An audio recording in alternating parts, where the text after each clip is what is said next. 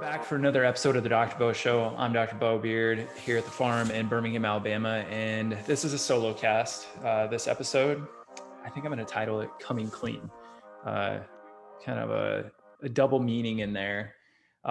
Coming clean as in I'm going to fess up to some things, and coming clean as you'll get to the second part as we go through this. But what do I mean by coming clean? I've had we've had our practice here in Birmingham since 2014, so over 7 years. I've had a podcast and social media outlets for around that same amount of time, and in that amount of time, giving out a lot of information, if you want to call it advice, education, both virtually, online, social media, but also a lot of patients we've seen well north of. I think we're well north of like 12,000 patients now, maybe more than that.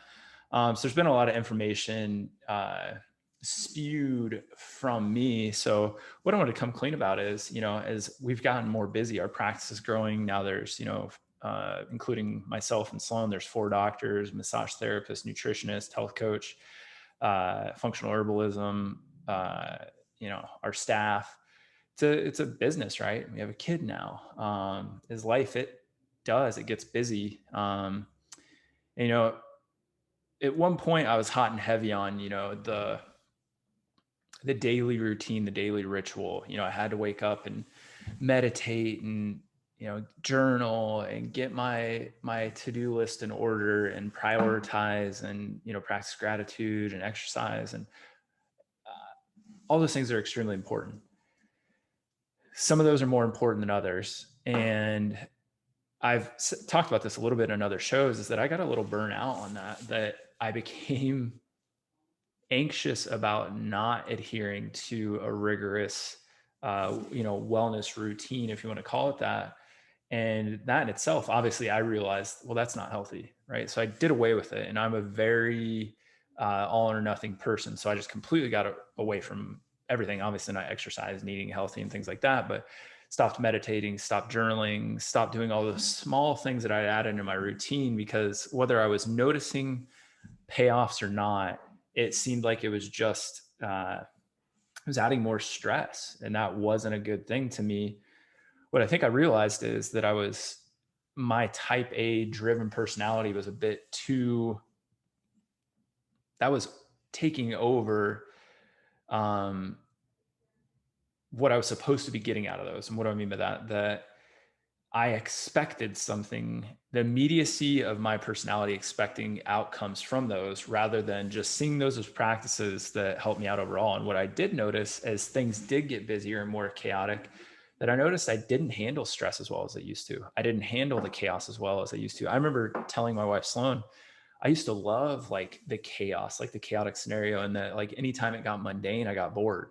I can remember my mom when I was growing up, she even said this when she was just staying with us this past week. Why can't you just sit down?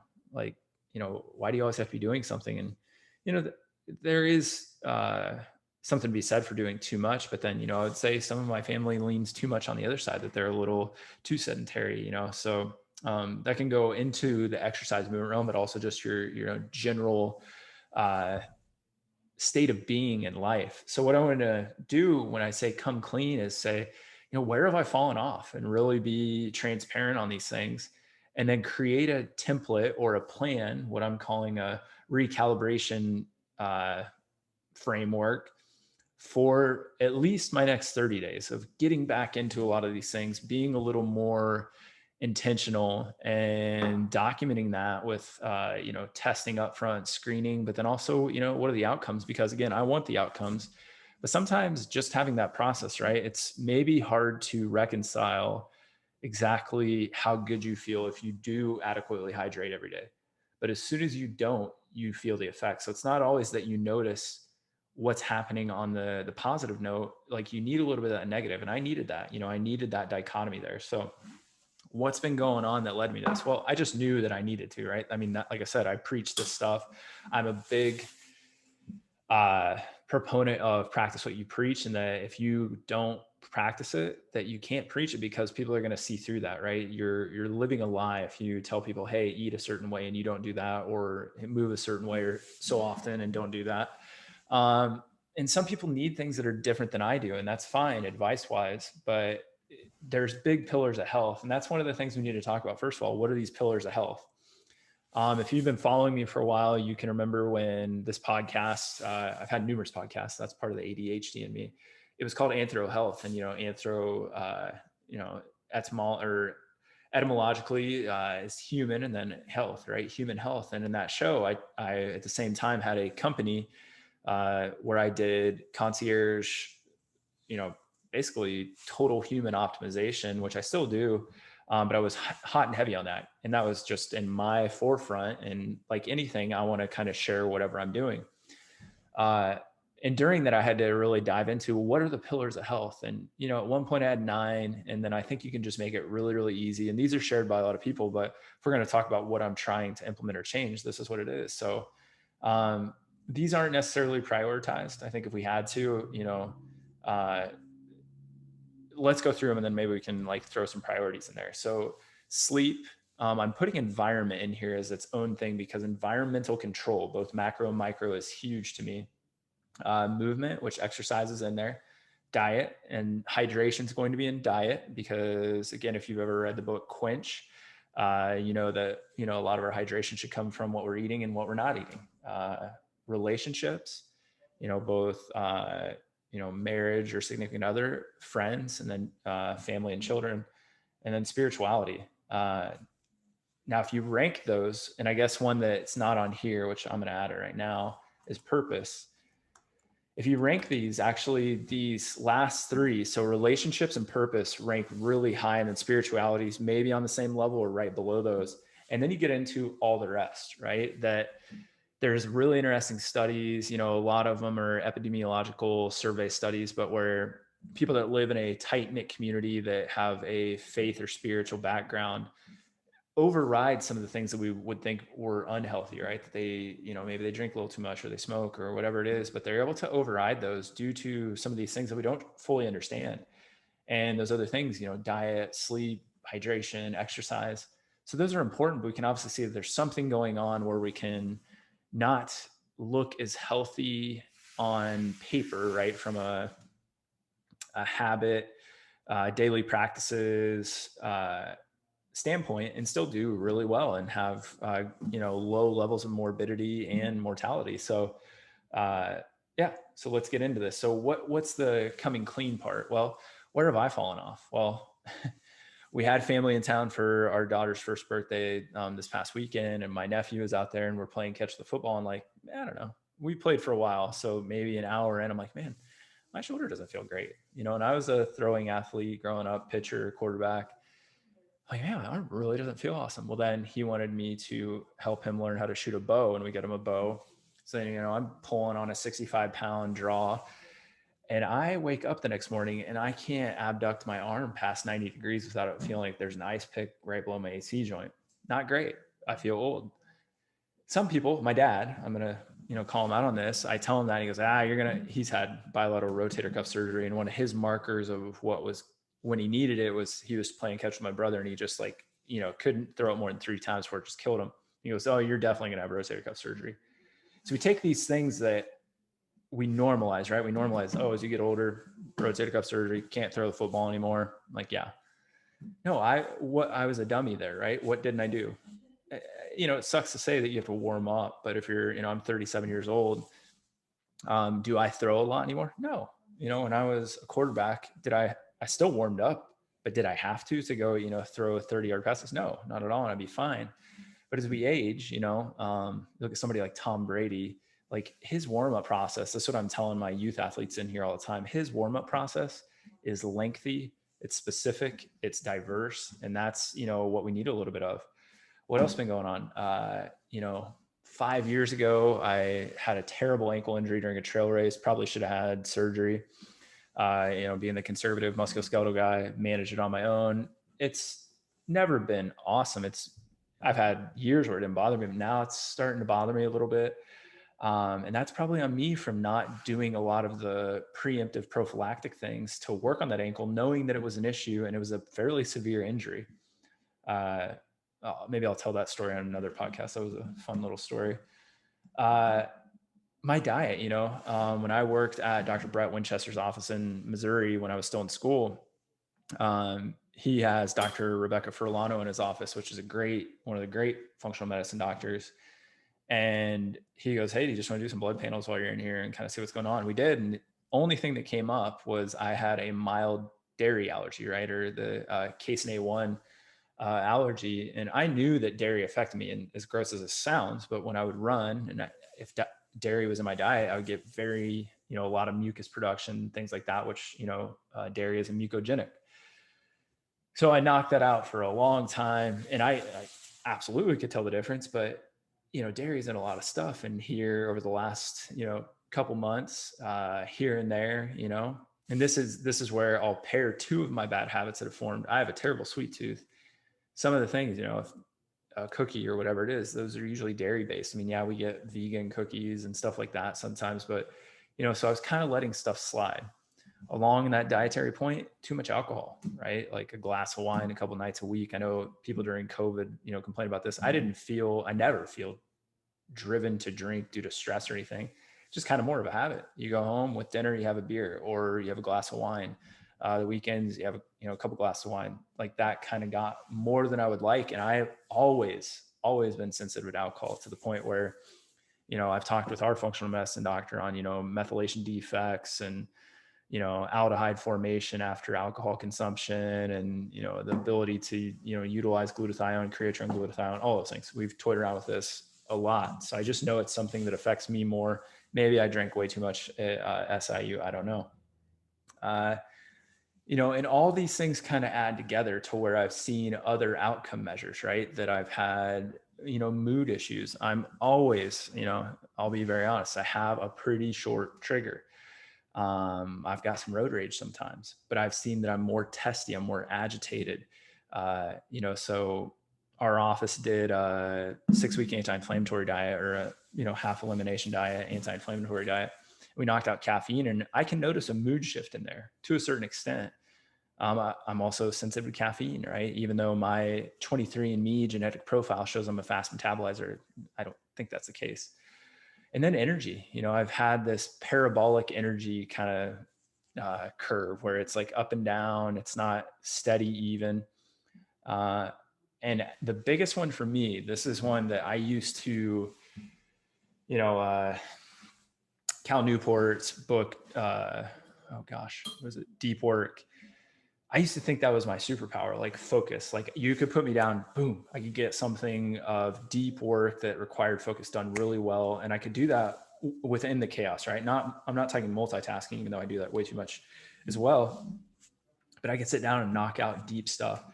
And I found over the past year, which again, I know we have a lot going on, but don't give yourself excuses, right? Like if you have a lot going on, you need to get better at something that is a skill, which focuses a skill. Cal Newport was just on Tribe of Mastery. I was just listening this morning and he was talking about this a little bit, but like I've seen that my ability to focus is like greatly reduced as of late. My ability to sit down and write, which I'm still working on a book that's way behind, doing a podcast, things like that. Like my focus is dwindled and I can tell. And that's what's really driven me here is that I'm a chiropractor, husband, father, all these things. But the thing that I really tout myself on is kind of an educator and a creative, right? Creative in a lot of ways, whether it's, looking at this camera photography, writing, the coursework when you're putting together a course.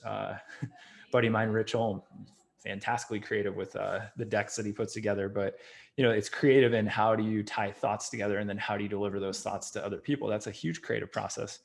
And I've just seen that dwindle and that's what bothers me. The other things are important. I need to control my mood and my state so I'm pleasant to be around and I'm not snapping and things like that. But, it's controlling your health all the time. So, basically I told you what I'm not adhering to. I got away from a lot of practices. So what's the plan? What's the plan of action with this stuff? And how am I going to be transparent moving forward?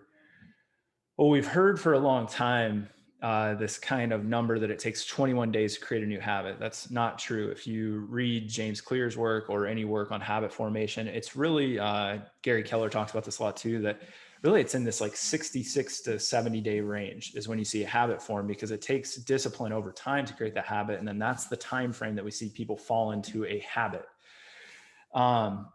So I'm going to give myself a strong 2-month go on doing what I'm going to talk about next, and seeing, what are the outcome measures, and I'm going to drastically change what I'm doing.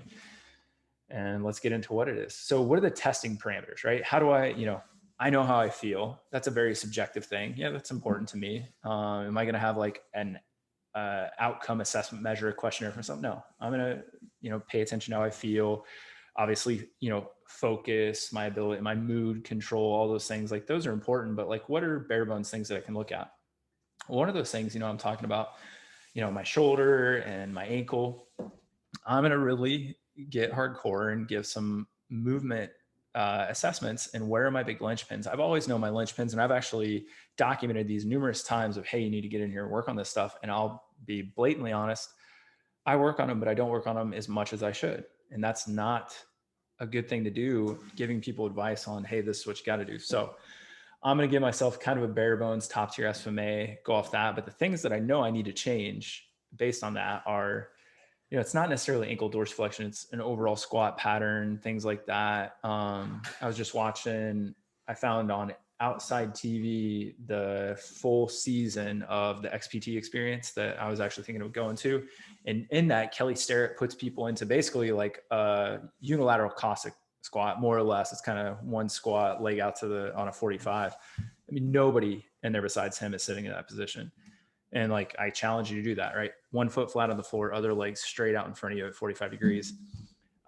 So using some positional assessments, right? And some, we could all, agree, disagree, debate on how important that is. But to me, like, I just want to be able to get into those positions. Why is it important? Well, I'm dealing with ankle issues. Is ankle dorsiflexion the magical cure-all shotgun approach to reducing ankle pain? No. But I also know that left ankle that I've had problems with is stiffer. And just like Gray Cook says, if you have a stiff ankle, you're going to use the stiffness to accommodate for explosive plyometric movements like running rather than dynamic stability. And that means, this is one of the first things I'm going to get to that I'm really going to have to change. I'm going to drastically reduce the volume that I'm running, be a little more intentional with, warm-ups, which I use. Again, all these things are wax and wane over time and you change, but I'm going to get back into being very specific with warm-ups, intentional with that, greatly reduce volume, and then kind of see if I can monitor change with that over time. I mean, yeah, I'm in zero drop footwear and do all my barefoot stuff and balance work. Like, that's great, but you're also going to hit a limit where you really have to get into, okay, why is your ankle painful? What's going on? Why do your ankles stay stiff? Like, it's more than just like working on your ankle. Is it central stability? Is it other things that you're creating stiffness to create a stability demand for yourself?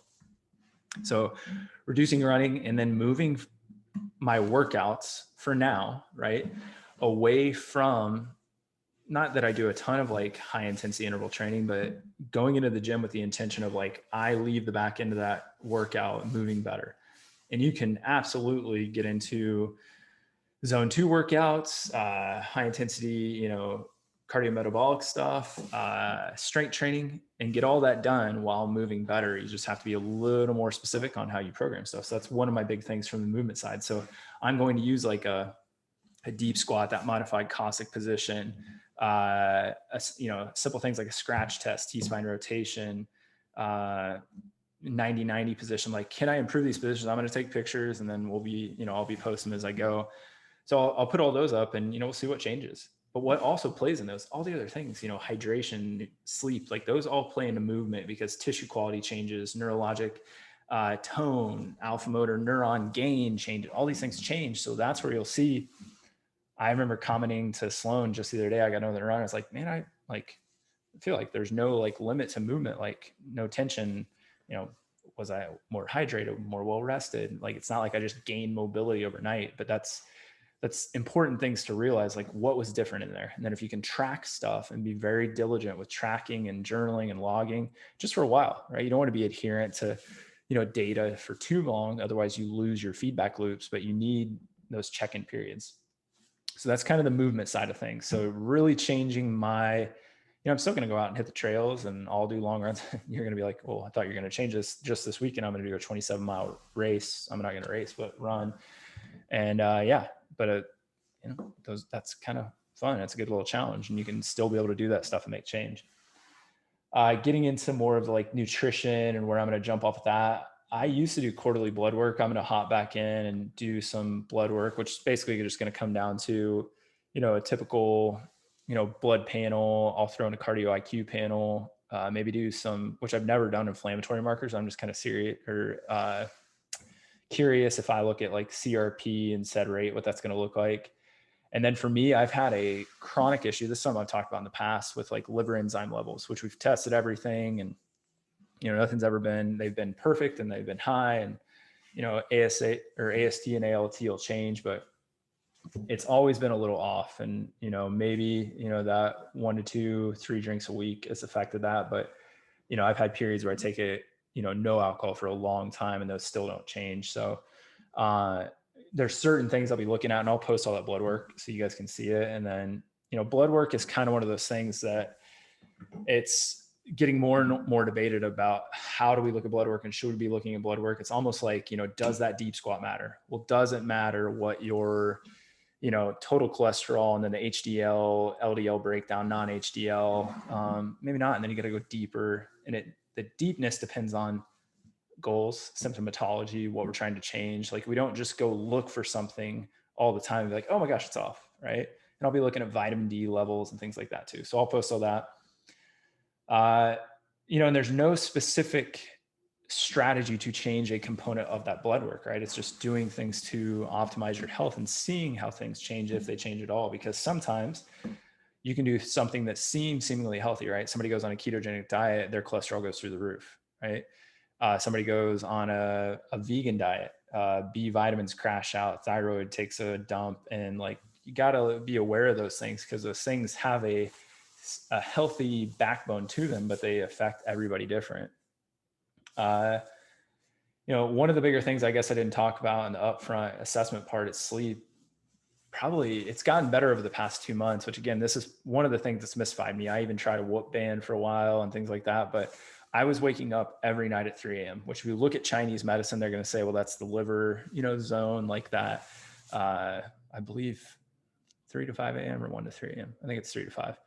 And that's been a long time. So then you think of my liver enzymes, that people be like, Beau, you need to give up alcohol. They're like, I really like wine. Don't know what's going to happen. But I'm going to be looking at that, and it's gotten better over the past 2 months, which I haven't changed a whole lot. So I'm kind of curious on what's going on there. I'm not, maybe I should quantify more. I wasn't big on the whoop band. This is a Koros. It can give you a lot of data. Maybe I'll start wearing that at night, but I mean, we do pretty darn good, right? Everything's blacked out. My wife likes to keep her phone by her bed, but we try to reduce EMF, no blue light blocking glasses, all that good stuff. But I'm going to probably use sleep as more of an outcome measure rather than me trying to change that, because I feel like I do pretty good with sleep hygiene. I'm in bed by every night at 9, maybe read for half hour, lights out, getting up at 4:30 or 5. So I'm pretty good with that.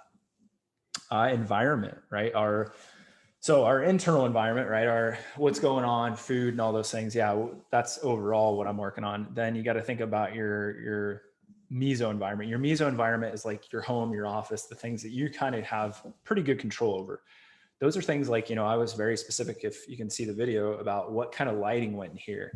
That we were going to, make sure it was absolutely not going to do fluorescent, but, what kind of bulbs go into these? Are they halogen bulbs? Are they LED, things like that?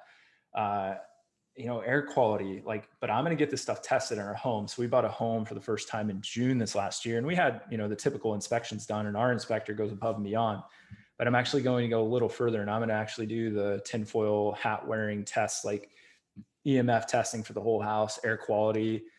We did water quality testing, which we use a reverse osmosis system, which I know is just the tip of the iceberg. Some of this gets into budgetary stuff, right? Would I like to create a back-end mineralizer with a vortex and all those things, whole house, filtering? Yeah. This is also our first home. Like, we're not staying there forever. I'm not investing that much money in it, regardless how important it is. We do really good compared to the rest. So, the water that we drink is not tap water by a long shot. And if you have questions about any of these topics, let me know and I'll try to dive into them, on Instagram, whatever it is. So that's sleep, environment, movement we've already talked about. In the movement realm, I would also include like a breathing practice, meditation. I've been doing that I picked that back up for the past like 3-4 weeks. Heavy emphasis on the breathing, and then, a gratitude meditation practice in there as well. The podcast that is coming out next with Ivo Waller, one of the gate guys, he talks about his meditation practice and how impactful that's been on him. So yeah, it's very important. And, again, it's one of those things, I didn't see the immediate effects when I was doing it, but when I stopped doing it, that's when I noticed. And that's what most people would say. Talked about the decreased load volume with running, and then talked about my movement goals there. Yeah. So obviously there's some injury stuff in there, but not so much injury, more movement. Diet, I'm going to really try to knock the sweet tooth stuff out, because that's typically what I've seen. This is my typical pattern. Again, I'm being completely transparent with you guys. I still think Sloan and I as a household do better than 90% of the Americans out there, but I want to be in the top 99.5% and be a better example to everybody that I'm talking to here, so I can actually speak from a place of truth. What I see is I'm awesome in the morning. I'm really good at lunch. I get home, you've been through the day, stuff's flying at you. If we don't have dinner prepped, like we do really, really good most of the time, but maybe you go out to eat, still do pretty good, right? But it's still restaurant made. But what I noticed is I'll have like a drink with dinner, and I'll, be like, ooh, we got any cookies? Could be a vegan cookie, still, sugar. Knock that stuff out. Like, I don't need that stuff. And there's ways to get around that, at least for me, but I just need to knock that stuff out of me. And it's just, you can have that stuff every once in a while, but if that turns into a nightly habit, even the smallest amount, like that affects you. And again, I've got that waking up at 3 a.m. thing. So I'm trying to see, is that a cortisol thing? Is that, what's going on there? Definitely taking dairy out of the diet, which I only have dairy on rare occasions, but I'm knocking that stuff out completely again. Then I'm going to decrease alcohol not completely. Come on, let's not be crazy. No alcohol during the week. Weekends, I'm going to try to keep it. I do have a guys weekend come up in Asheville, North Carolina. Yeah, you got to have those weekends, right? You need to be able to step outside the bounds, but then what do? You go above and beyond on the things to offset that. But then you also realize that like, that's part of, we call that a hedonistic calendar. You're going to have those times, like a 27-mile race is not a healthy thing to do. You do it every weekend, really not healthy. You do it every once in a while. Maybe it's a good mental challenge. That's a better health marker from a mental fortitude challenge thing than it is to not do it at all. Spending time with friends, one of those relationship things, is a big deal. Most of my good friends don't live very close to me. So, those things are important. Also give myself a scapegoat to, drink a little booze, but no alcohol during the week. Going to try to stick to just wine during the weekends. And that's like one glass, like, no bourbon, anything like that, just for a while. Come on. Relationships, with this one, I think all the other things help your relationships, because you show up a better person, right? When you can show up in a, better mood, better rested, all these things, and that's why a big reason why I think we want to do these things is to be a better version of yourself for others. But I want to be more present, right? Not be such the to-do list. And I think that gets into that focus part that I'm like, if I'm with my family, I'm thinking I got a million things to do. And I've had a couple little like freak out moments over the last month where, our house is getting work done on it. We got family in town, stuff's going on. I'm like, man, I just got to got to get to the office or get out in the woods and just clear my mind, which is fine to be able to do that. But when you're feeling that pressurization, right, that you're busy is not a good feel. That means stuff is getting away. And if it's important stuff, that's not great. And if you're busy, there's no way that you're present. And then out of that, it's, being more giving and grateful of my time. So, what can I do to help other people, in particular my family? I mean, again, sounds, maybe I'm painting myself in a terrible light by talking like this, but I feel like I do really, really good. We can always be better. Right. And I'm going to challenge myself to be a little more present.